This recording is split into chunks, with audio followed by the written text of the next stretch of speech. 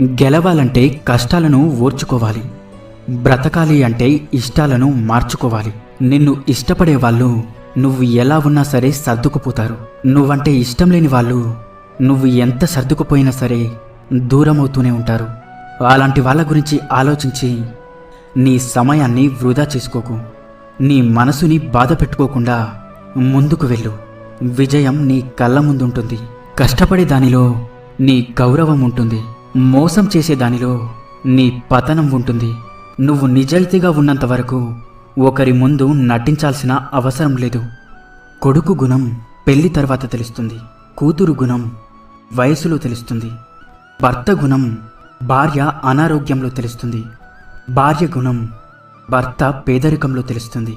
స్నేహితుని గుణం మనం కష్టంలో ఉన్నప్పుడు తెలుస్తుంది. అన్నదమ్ముల గుణం జగడంలో తెలుస్తుంది. పిల్లల గుణం